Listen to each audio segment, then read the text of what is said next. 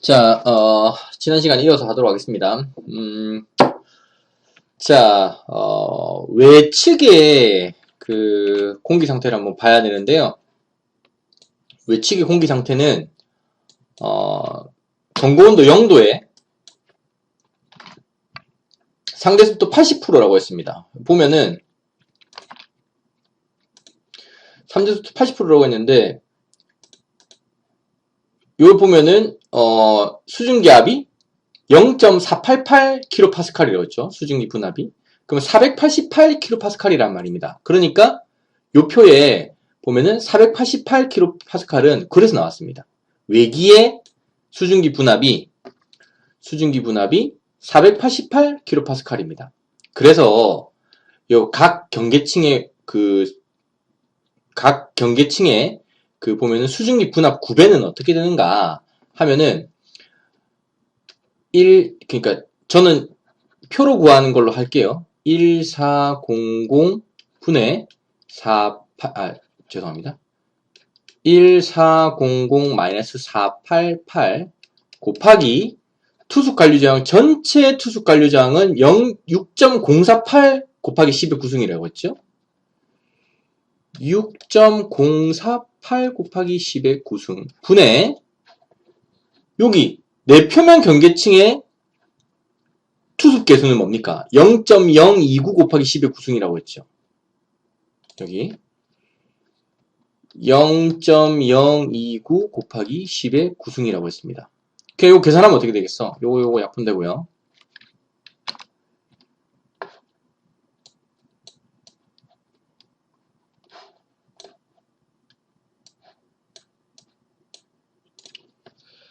(1400-488) 하면은 1400-488 912 곱하기 0.02 9 마이너스 나누기 6.048 하면은 4.37 파스칼입니다. 그러니까 4.4 파스칼. 4.4 파스칼만큼 수증기압이 떨어진다는 말이에요. 그래서 우리가 벽체가 이렇게 있다고 했잖아. 요 안에 수증기압은 1400 파스칼입니다. 바깥에는 488 파스칼이야. 여기에서 요만큼 왔을 때 4.4 파스칼만큼 떨어지니까 여기 얼마겠어요?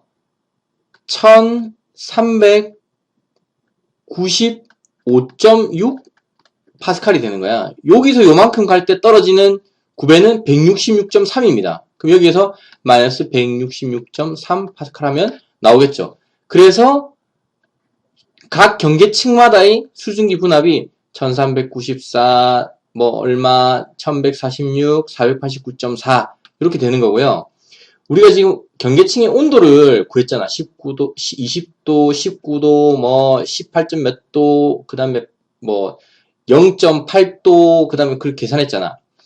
그 온도 값에서 상대 습도가 100%일 때 우리가 포화 수증기압이라고 했으니까 그 온도 값에서 상대 습도 100%인 포화 수증기압 값을 보면은 이렇게 나옵니다. 그래서 얘를 표로 그리면 이렇게 돼요. 여기는 내벽, 여기는 외벽 이렇게 되고요. 얘는 상대습도 우리가 각 경계층에서의 온도를 구했잖아. 각 경계층에서의 온도를 구해서 이 온도 값들의 상대습도 100%인 포화 수증기압을 딱 한 겁니다. 바깥에는 처음에 610 파스칼, 그 다음에 안에 628 파스칼, 637 파스칼, 2138 파스칼, 2192 파스칼, 2332 파스칼. 이거는 상대습도 100%인 포화 수증기 압선입니다. 이 빨간색 선은 뭐냐면은 우리가 여기서 실제 계산한 수증기압입니다. 그래서 488, 489, 그 다음에 637, 2138, 2190, 죄송합니다. 헷갈리네. 489, 1147, 1228, 1395, 1399. 그래서 딱 여러분들이 값을 작도를 해보면은 요렇게 나온단 말이야. 그러면은 상대습도 여기서 봐봐. 여기서 얘는 뭡니까? 얘가 상대습도 100%니까 얘는 뭡니까? 상대습도가 100%보다 작겠지. 근데 여기는 뭡니까? 상대습도 100%보다 더 올라가 있네. 그죠? 얘는 뭡니까? 상대습도가 100%가 안 되지. 그렇기 때문에 여기서는 결로가 안 생기고 여기에서만 결로가 생긴단 말입니다. 여기에서만 결로가 생긴단 말이야. 그러니까 실제로 우리가 이렇게 건축을 해서 이 온도 조건에서 이 단열재를 가지고 건축을 하면 겨울철에 외기 온도가 0도 이하 떨어지게 되면은 요 벽체에서 실제로 몰탈 외벽체 안쪽에서 이렇게 결로가 생긴단 말이야. 물이 뚝뚝뚝 생겨가지고 줄줄 흘러내린단 말이죠. 그럼 단열재가 적겠지. 여기 유리솜이니까. 유리솜이니까 이쪽 벽에서 물기가 떨어져가지고 여기가 이제 습을 먹어서 이제 물이 뚝뚝 떨어지게 뭐 지고 혹시 막 우리가 솜이 물 먹은 솜처럼 그렇게 된다는 말입니다. 자, 여기에서 중요한 것은 우리가 이런 복잡한 과정을 가지고 우리가 결로의 발생 여부를 판단했지만 내가 서두에 말했던 것처럼 이 표를 여러분들한테 야 여러분들 이 표 내 줄 테니까 여러분들 실컷 계산해가지고 어디에서 결로가 생기는지 계산하시오 이런 거는 시키지 않을 겁니다. 그냥 시키지 않을 거고 단지 내가 여러분들한테 알아줬으면 좋겠다 하는 것은 포화 수증기압선이라는 것은 상대 습도가 100%인 선이다. 예, OX 문제 나가겠죠. 그 다음에 수증기 분압이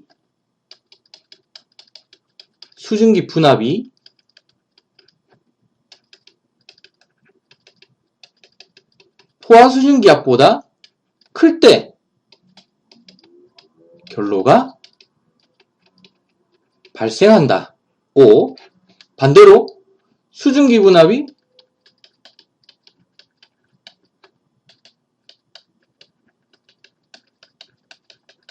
포화 수증기 압보다 낮다면 결로가 발생 안 할 것이다.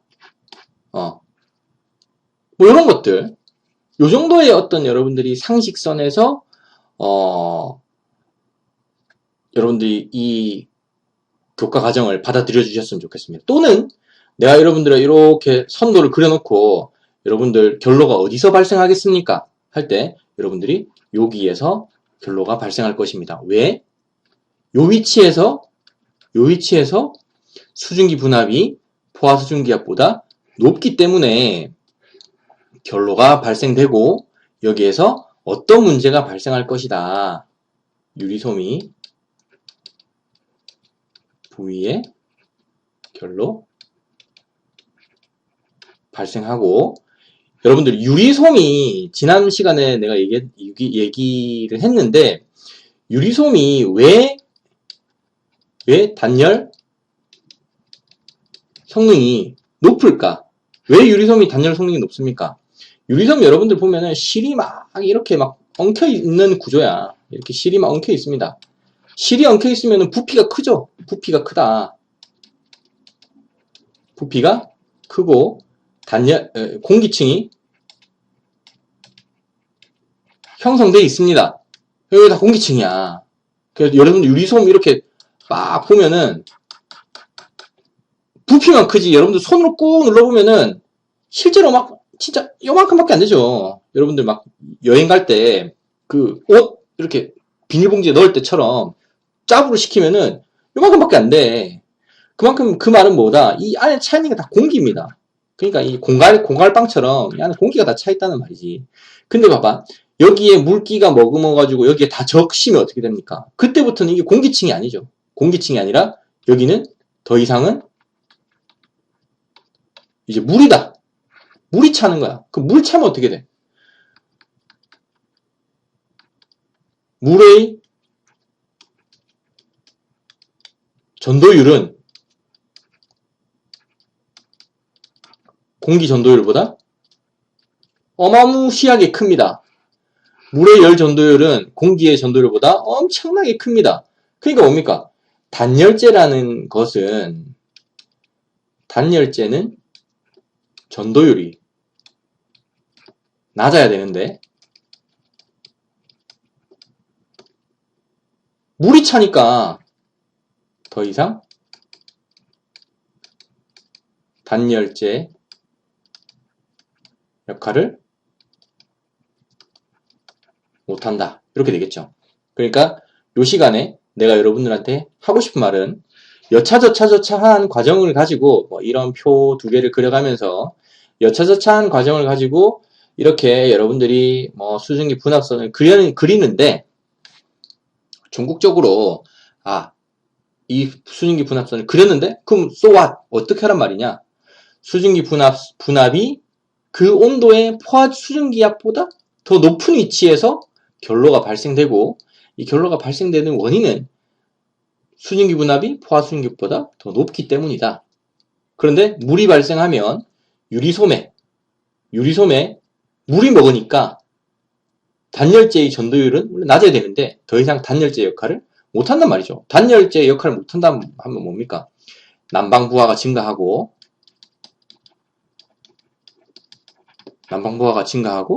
손실이 커지게 되는 그런 문제가 생기겠죠. 어쨌든 그렇다.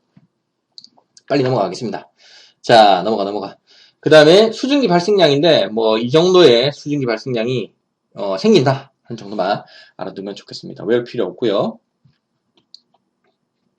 그 다음에 주위 벽체가 흙방습을 어떻게 하는가 하는 것인데 상대 습도가 상승하면 온도가 떨어진다는 말이 되는데 온도가 떨어지면 여러분들 포화증기 선도 보면은 습공기 선도 보면은 상대 습도선 이렇게 간다 했잖아.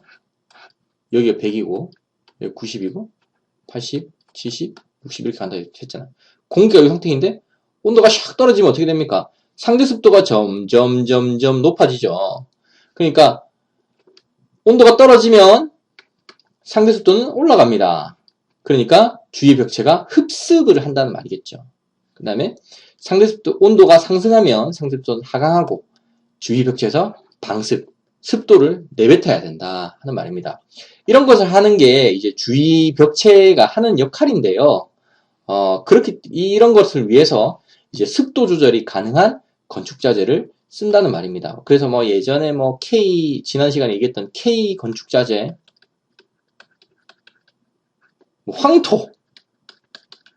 황토방 해서 황토의 특징은 이렇게 막 습도 조절이 된다, 막 겨울에는 습도가 나오고 막 여름철에는 습도를 머금고 막 이런다 했잖아.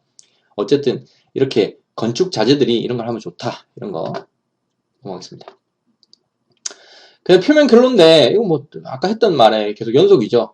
실내 공기가 노점 온도보다 낮아졌을 때 창유리면 또는 단열이 불량한 외벽의 실내측 표면에 발생하는 결로를 우리는 표면 결로라고 말합니다. 외벽의 실내측 표면. 아까 뭡니까?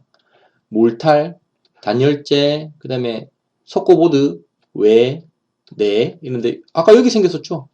뭐다? 외벽의 실내측 표면에 발생하는 결로를 우리는 표면 결로라고 했습니다. 그래서 막 겨울철에 보면 물이 줄줄 떨어지고 심한 경우는 막 창틀 위에서 막 물이 떨어지고 막 천장 단열이 안 되면 천장에서 막 물이 떨어지고 막 난리가 아니죠.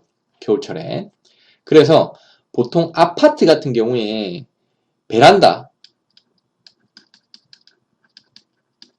아파트 베란다, 특히 단열이 취약합니다. 단열이 취약한 구간인데 지금은 이제 좀 있으면 4월로 접어드니까 그렇게 춥지 않은데 여러분들 베란다 창고 같은 데 가보십시오. 요즘 최근에 지은 좋은 아파트가 아니면 베란다 창고 같은 데 가면은 이 곰팡이가 껴있는 것을 볼 수 있을 겁니다. 단열이 잘 안 돼서 그래. 표면 결로의 발생 사례는 이렇습니다. 그래서 뭐 실제로 뭐 실내에서 물을 끓인다든지 가습기를 키는데 밖에 춥다 이러면 요 안에 이제 습기가 꽉 차죠. 네. 결로가 어디 생기나 하는 건데요. 여기 보면 외교의 우각부, 열교부, 창틀 주위라고 되어 있는데 우각부는 이렇게 이제 모서리진 부분을 우각부라 합니다. 여기 모서리진 부분. 이런 부분이 이제 그 온도가 이제 잘 떨어지는 부위고요. 이런 부분이 온도가 잘 떨어지는 부위고 여러 가지 뭐 이유가 있겠습니다만 뭐 공기가 정체되고 뭐 그다음에 뭐 이 뭐 핀 효과도 있고 뭐 이렇게 다 있다고 하는데 뭐 자세한 건 여러분 알 필요가 없고 어쨌든 뭐 우각부는 이제 이런 모서리 부분을 우각부라 한다. 그다음에 열교부는 이제 요 교가 이 열교가 힛 브릿지입니다. 힛 브릿지. 힛 브릿지. 뭡니까? 다리죠, 다리. 다리입니다. 말 그대로 열과 열이 이렇게 우리가 견우와 직녀처럼 다리로 이어졌단 말이야. 열이 잘 통과하는 다리를 말합니다. 그래서 여기 보면은 이제 여기 단열재가 이렇게 돼 있고 단열재가 이렇게 돼 있으면 열이 잘 통과하지 않죠. 근데 여기에 예를 들어서 뭐 쇠못이 하나 이렇게 박혀 있다. 그럼 쇠못은 뭡니까? 전도가 잘 되는 재질이잖아. 금속이니까. 그 열이 일로 샥 다 빠져나가는 겁니다. 그 이제 열교라고 하고 창틀 같은 경우는 뭐 예전에 뭐 알루미늄 프레임 이런 거 대표적인 열 전도율 높은 재질이죠. 그래서 막 이런 부분에 이제 결로가 많이 생겼었습니다. 이렇게 우각부 왜 이럴까? 뭐 이렇게 막 표면적이 넓어지는 핀 효과 뭐 등등이라 하는데 뭐 이런 것까지 알 필요 없고요. 그래서 모서리 부분 이런 거 보면은 이제 이런 부분에 곰팡이가 많이 쓸어. 그래서 여러분들 자취하는 친구 방에 가보면은 보통 이런 예전에 싸게 이제 원룸들을 짓다 보니까 자취하는 원룸들 같은 경우에 이렇게 단열이 좀 취약해서 곰팡이가 많이 생기고 했습니다. 요즘에도 그런지 모르겠어. 그 다음에 이제 힛 브릿지, 그러니까 열교 자리가 이제 표면 결로가 발생하기 쉬운 장소인데 매우 중요하다고 하죠. 그래서 단열재가 보통 이렇게 돼 있는데 단열성이 우수한 재료를 횡단해서 열 전도율이 큰 재료가 있는 경우, 그래서 이 집중적으로 열이 이동합니다. 그래서 요 부위는 뭐 어떤 부위가 있냐면 여기 보면은 우리가 보통 건축 그 자재를 여러분들 그 아까 말했던 예를 들어서 이렇게 석고보드,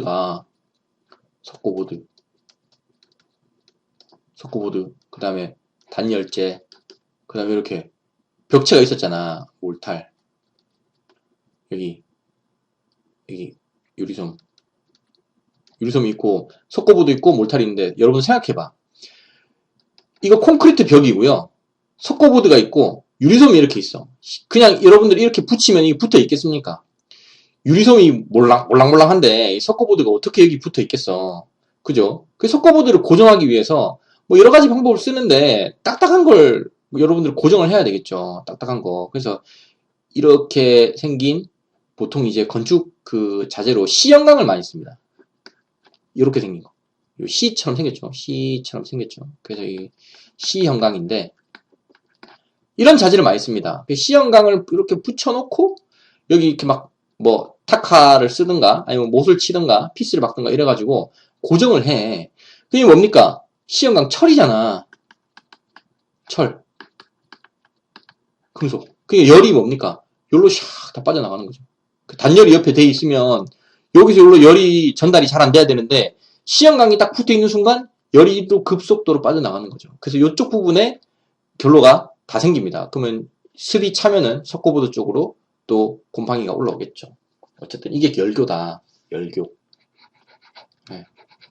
요거 아주 중요합니다. 그래서 건축하는 데서 모서리 부분이나 아니면 이런 열교 부위, 건축 그 마감재의 고정 자재가 단열성을 어떻게 떨어뜨리느냐 이런 자재 많이 쓰거든요. 그래서 여러분들 건축을 하더라도 이런 부분 상당히 중요하다. 열교. 유리창틀 이런 부분이 단열재 안 좋죠. 요즘에는 뭐 샤시 재질이 상당히 좋아져서 뭐 옛날처럼 그렇게 창틀에서 결로가 많이 생기진 않지만 별로 그렇게 좀 오래된 집에 사는 친구들 보면은 이 창틀에 결로가 많이 생깁니다. 그렇다. 어쨌든. 그래서 이 뭐 요즘에 이런 열화상 카메라로 얘를 찍었는데 보통 유리 같은 경우는 여기 보면은 이제 파란색으로 갈수록 온도가 떨어지고요. 빨간색으로 갈수록 온도가 높다는 말인데, 여기 보통 유리는 온도가 낮죠. 온도가 낮아. 한 10, 내가 봤을 때 한 10도 정도, 한 10도 정도 돼 보여. 근데, 진공유리, 이렇게 뭐, 이중유리, 유리와 유리 사이에 뭐, 알곤가스 같은 거 뭐 채워가지고 만드는, 요즘에 좋은 아파트에 사는 유리들은, 샤시들은 다 2중, 3중 이렇게 되어 있습니다. 그래가지고, 요런 유리 같은 경우는 온도가 좀 높게 되어 있죠. 보통 내가 봤을 때 한 18도 정도 돼 보이네. 온도가 높죠. 그렇다. 예. 온도가 10도만큼 낮으면 여기 막 물이 줄줄 흘러내리겠죠. 어쨌든 그렇다. 넘어가겠습니다. 발생 좀 했고요. 그 다음에 내부 결로, 그 다음에 뭐, 예, 다 했으니까 넘어가겠습니다.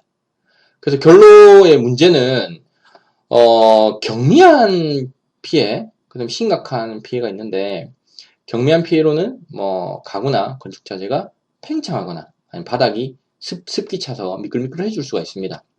근데 이제 심각한 피해로는 곰팡이, 진드기, 그 다음에 불균에 의한 구조재 파괴, 구조체가 파괴된다. 그래서 요새 뭐 아토피 이런 게 많죠. 옛날에는 아토피가 별로 없었죠.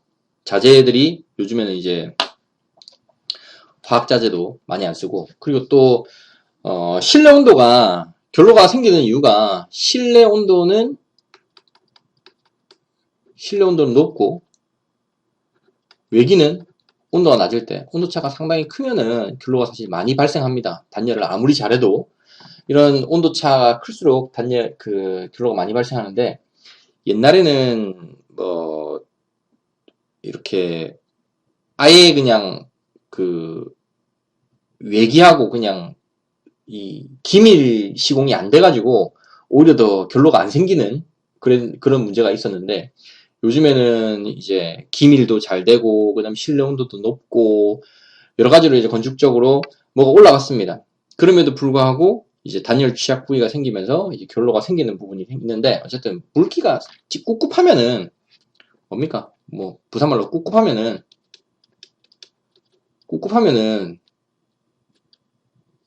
뭐 곰팡이 쓸잖아. 찝찝하잖아요. 꿉꿉하면 찝찝해진다.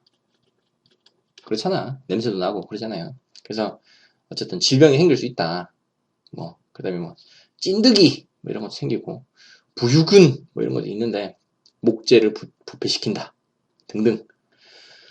그래가지고 뭐 결로를 방지하는 방법은, 요거는 뭐 외워둘 필요 있겠죠. 뭐 필요. 이 말은 뭐다? 뭐 시험에 내기 좋다는 말이겠죠. 실내에서는 최대한 수증기 발생을 억제시킵니다. 그 다음에 환기를 자주 해서 실내의 절대 습도를 낮게 유지시킵니다. 그 다음에 세 번째는 외벽 단열을 잘해서 실내 측 표면 온도를 높게 유지합니다. 그 다음에 비니 난방 공간 등의 수증기 침입을 억제하도록 합니다. 여기서 한 가지 이야기를 할 것은, 아까 이 참고사항입니다. 아까 여기 보면은 석고보드, 단열재, 외벽 이렇게 돼 있죠. 몰탈, 단열, 그 다음에 이렇게 써 있습니다. 그래서 몰탈층 안에 단열재가 있는 것을 내단열이라고 합니다. 요즘에 건축 트렌드는 몰탈 안에다가 석고보드, 뭐 단열을 하는 경우도 있고요, 안 하는 경우도 있는데, 몰탈 안에다가 석고보드 대서 마감하고요, 바깥에다가 단열재를 하는 게 있습니다. 단열. 왜? 이걸 우리 외단열이라고 하거든요. 그래서 외벽 단열 강화를 하란 말은 외단열을 하란 말이야. 이 몰탈층 바깥에다가 단열재를 붙입니다. 그래서 요즘에 건축 시공 현장을 여러분들이 다녀보면은 콘크리트를 다 쳐놓고, 거푸집을 다 대서 콘크리트 다 쳐놓고 나서 그 시멘트 벽에다가 막 이상한 단열재를 막 갖다 붙여, 아저씨들이. 갖다 붙여가지고 마감을 여기 단열재 하고 난 다음에 마감을 뭐 징크 패널을 붙이든가, 아니면 뭐 스타코 플렉스라고 하는 페인트를 칠하든가 뭐 여러 가지 뭐 이런 걸로 해가지고 마감을 하는데 하여튼 요즘의 트렌드는 외단열입니다. 왜냐면 내단열은 아무리 단열을 잘해도 여기 결로가 생겨. 요 부분에 결로가 생깁니다. 외단열을 하면 좀 덜하죠. 외단열을 하면 좀 덜하기 때문에 요즘의 건축 트렌드는 외단열을 하는 추세인데 이제 외단열 잘못하면 어떻게 됩니까? 막 예전에 얼마 전에 막 태풍이 불어가지고 막 아파트 바깥이 막 다 뜯기고 이런 게 있죠. 그게 바로 이제 외단열을 잘못해서 이 뭡니까? 몰탈은 겁나 단단하잖아요. 근데 단열재를 여기 벽에 붙여놨어. 바람이 휙 불면 이게 탁 떨어져 나가겠죠. 이탈이 되는 문제가 생깁니다. 그래서 적절히 조합해서 할 필요가 있다. 1시간 더 남았죠. 다음 시간에 이어서 하도록 하겠습니다.